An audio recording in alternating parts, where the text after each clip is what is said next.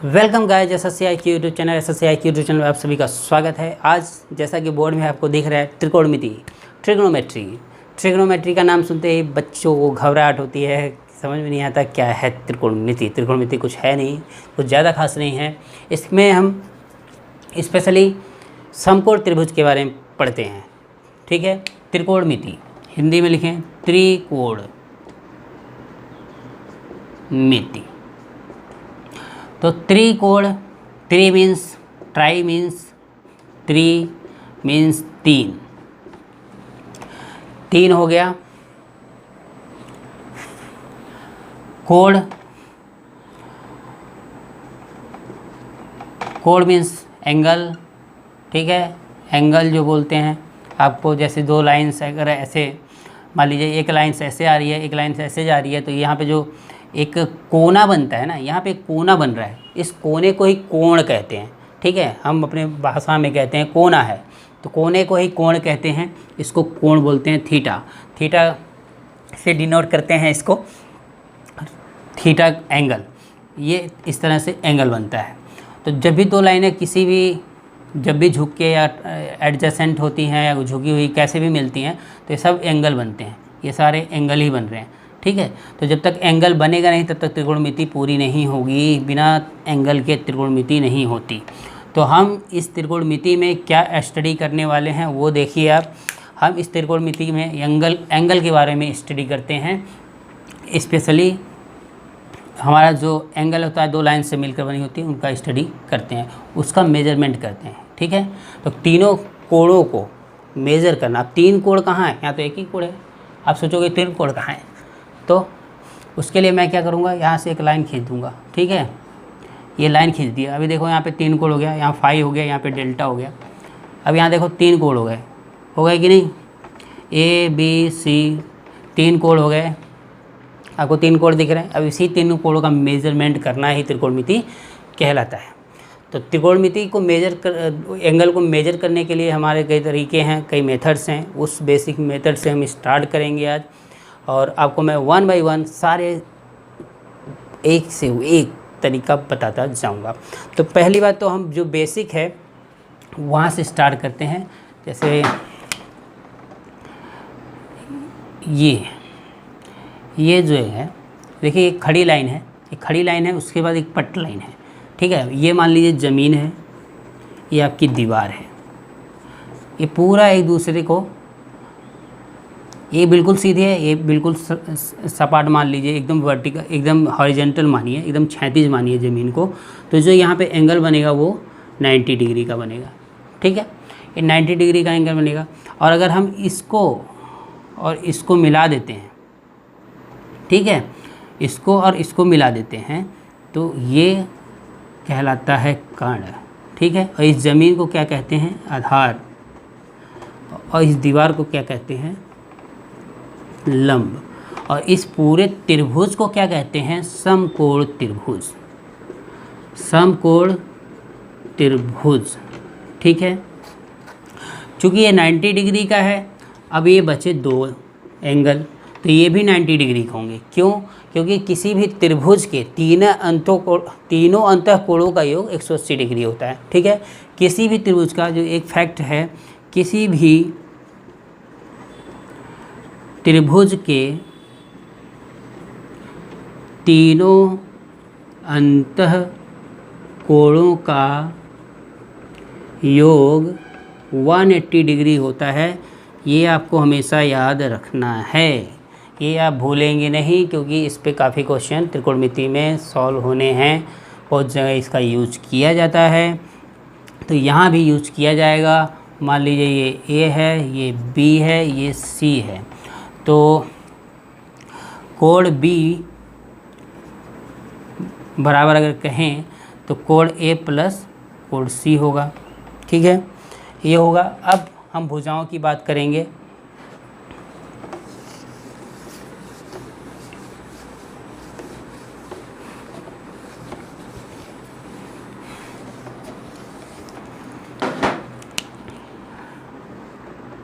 ये हमारा त्रिकोणमिति है, त्रिभुज है, ये समकोण त्रिभुज है।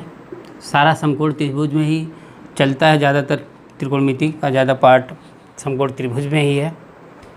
तो यहाँ पर देखिए ये 90 डिग्री का है एंगल, ये लंब है, ये आधार है, ये कर्ण है। तो हमारे एक साइंटिस्ट थे पाइथागोरस, जिन्होंने पाइथागोरस थ्योरम दिया। उस थ्योरम के अनुसार जो ये वाली भुजा है, इसका वर्ग मतलब कर्ण का वर्ग, इस कर्ण का वर्ग इसके वर्ग और इसके वर्ग के योग के बराबर होता है। ठीक है, मतलब आधार के वर्ग के और लंब के वर्ग के बराबर होता है। किसका वर्ग? कर्ण का वर्ग। तो पाइथागोरस ने हमें बताया, पाइथागोरस प्रमेय के अनुसार क्या होगा? कर्ण का वर्ग बराबर लंब का वर्ग प्लस आधार का वर्ग। ठीक है, ये हो गए। ये मान लीजिए एंगल थीटा है। ठीक है, ये मान लीजिए एंगल फाई है। फाई आपको पता होगा, थीटा, फाई, डेल्टा, साई, बहुत सारे होते हैं। तो यहाँ पे ये ग्रीक नोटेशन है। तो यहाँ पे कर्ण स्क्वायर बराबर लंब का स्क्वायर प्लस आधार का स्क्वायर। ये तो आपको हो गया पहला बेसिक रूल, ये आपको जानना जरूरी है। सबसे पहला बेसिक रूल, लंब का स्क्वायर इक्वल टू कर्ण का स्क्वायर इक्वल टू लंब का स्क्वायर प्लस आधार का स्क्वायर। अब मैं इनको बताऊंगा कि अगर आपको मान लीजिए ये एंगल पता हो थीटा, जैसे ये एंगल मेरे को पता है थीटा और एक भुजा पता है, तो आप आधार निकाल सकते हैं क्या? अब आप सोचोगे कैसे निकालेंगे? सिर्फ एक भुजा आपको पता है और एक कोण पता है, तो आप आधार निकाल सकते हैं, लंब निकाल सकते हैं इस फॉर्मूले से। पॉसिबल है? नहीं पॉसिबल है, क्योंकि इसमें दो तो कम से कम चाहिए, चाहे ये दोनों दिया हो चाहे ये दोनों दिया हो, चाहे ये दिया हो चाहे ये दिया हो, चाहे ये दिया हो चाहे ये दिया हो। इन दोनों में से मतलब दो आपको कम से कम चाहिए, तभी जाके आप तीसरी भुजा फाइंड कर पाओगे। अगर दो नहीं दिया है तो आप फाइंड नहीं कर सकते पाइथागोरस थ्योरम से भुजाओं का माप। ठीक है, लेकिन अगर क्वेश्चन में एक एंगल दिया है और एक भुजा दिया है, तब आप फाइंड कर सकते हो तीनों को। ठीक है, तीनों को, एक दिया है, दो को आराम से फाइंड कर सकते हैं। अब वो फाइंड कैसे करना है वो मैं आपको बताने वाला हूँ। उसमें क्या है, उसमें जैसे मान लीजिए ये एंगल है, तो इसके लिए हम यहाँ पे बनाया गया साइन, कॉस, टैन, ये तीन मेजरमेंट रेशियो बनाए गए हैं त्रिकोणमिति में इसको फाइंड करने के लिए। ठीक है, अब साइन के लिए अब यहाँ पे जो साइन है ये किसके साथ पूरा होता है? थीटा के साथ में। अगर हम एंगल की बात करें तो ये साइन थीटा बोला जाएगा, इसे कॉस थीटा बोला जाएगा और इसे टैन थीटा बोला जाएगा। टैन थीटा बोला जाएगा।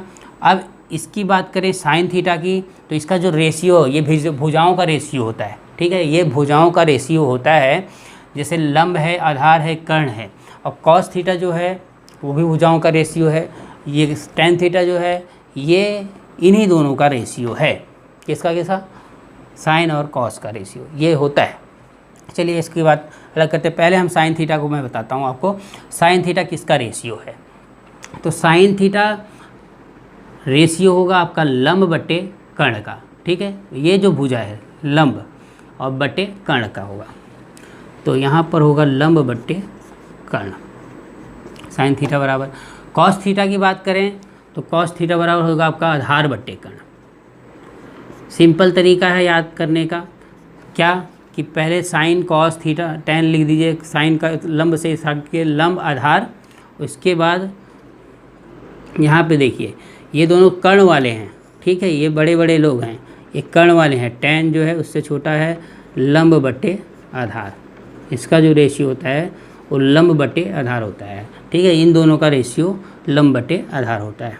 ठीक, अब टैन थीटा बराबर साइन थीटा बटे कॉस थीटा भी होता है। तो ये कैसे होता है देखो, तो लंब बटे कर्ण, फिर आधार बटे कर्ण। अब कर्ण कैसे आउट हो जाएंगे, बचा क्या? लंब बटे आधार। और ये किसके बराबर होता है? टैन थीटा के बराबर होता है। तो इस तरह से टैन थीटा बराबर साइन थीटा बटे कॉस थीटा भी होता है। ठीक है, ये हो गया इसका, ये हो गया इसका, ये हो गया इसका। तो ये आपको पूरा कंफर्म हो गया होगा कि किस तरह से इसको करना है। ये चीज़ें हो गई। ये तो तीन मेन थे, 3 मेन कोण के रेशियो के लिए special sine theta cos theta tan theta हो गया। अब इसी के अपोजिट, इसी के उल्टा भी होते हैं, उनको मैं बता देता हूँ। ये आपने नोट कर लिया होगा, अब आगे का मैं बताता हूँ आपको।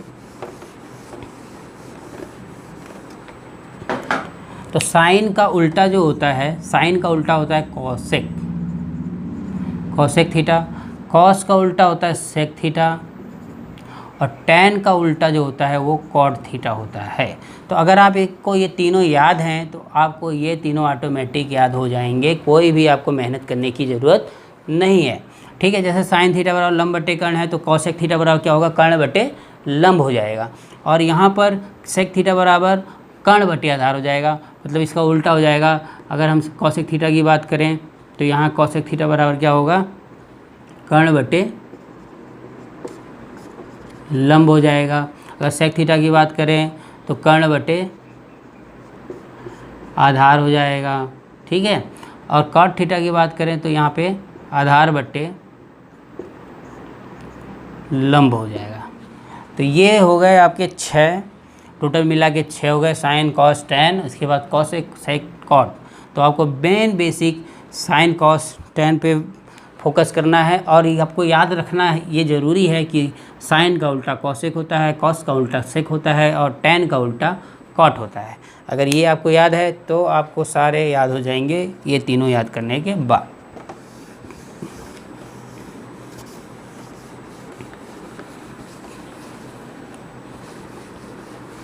तो मैं एक आपको कुछ बताता हूँ, इसका बेसिक एग्जांपल्स।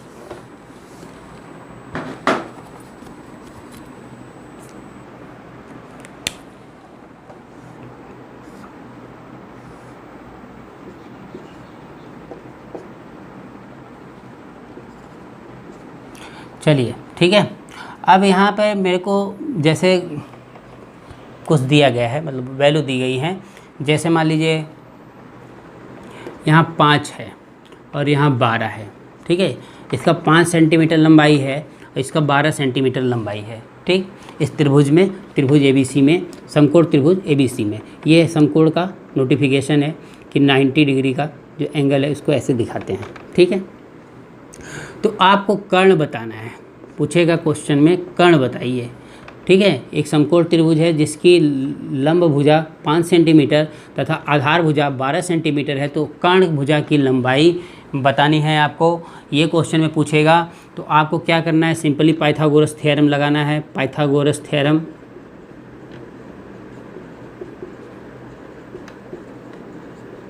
क्या होगा, कर्ण का स्क्वायर बराबर लंब का स्क्वायर प्लस आधार का स्क्वायर। ठीक है, ये हो गया। तो कर्ण का स्क्वायर लिख दीजिए यहाँ पर, लंब का स्क्वायर क्या, 5 का स्क्वायर प्लस यहाँ 12 का स्क्वायर कर लीजिए, यहाँ पे 25 हो जाएगा, यहाँ पर 144 हो जाएगा। इनको आप जोड़ेंगे तो 169 हो जाएगा। कर्ण का स्क्वायर बराबर 169, तो कर्ण बराबर क्या हो जाएगा, इसका वर्गमूल निकालेंगे तो 13 सेंटीमीटर। ठीक है, आपको इसी तरह से इसको सॉल्व करना है। कभी ये भुजा दी रहेगी, कभी ये भुजा दी रहेगी, कभी ये भुजा दी रहेगी, कभी ये नहीं दिया रहेगा, कभी ये नहीं दिया रहेगा। तो इस तरह से ये क्वेश्चन चेंज हो के मिलते रहेंगे आपको। तो आज की क्लास का ये इंट्रो इसी तरह का था, और आपको अगर एंगल भी दिया रहेगा तो आपको कैसे करना है वो आपको मैं एक और एग्जाम्पल बता देता हूँ।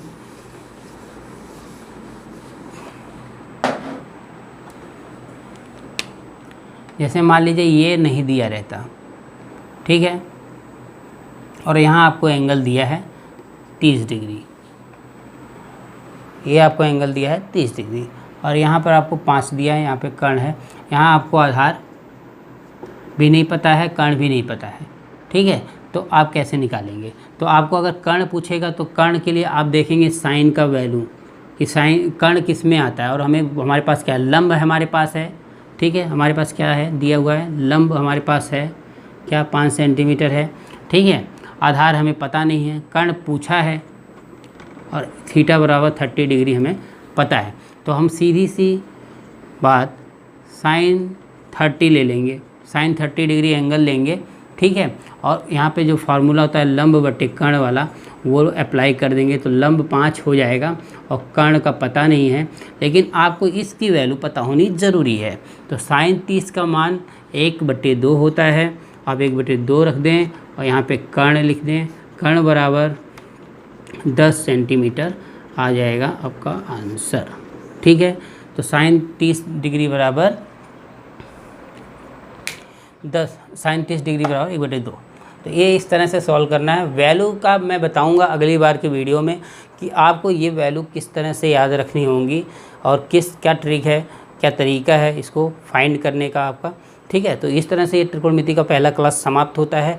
जो लोग इस चैनल पर न्यू आए हैं, पहली बार देख रहे हैं इस वीडियो को, तो वो कंटिन्यू मैथ्स के क्लास लेने के लिए चैनल को सब्सक्राइब कर लें और बेल आइकन को दबा दें। वीडियो को ज़्यादा से ज़्यादा शेयर कर दें और अपने फ्रेंड्स को भी बताएं क्लास के बारे में। आपको क्लास कैसी लगी, क्या इसमें इम्प्रूवमेंट चाहिए, आप कुछ भी फीडबैक देना है तो आप कमेंट करके मुझे कमेंट सेक्शन में बता सकते हैं।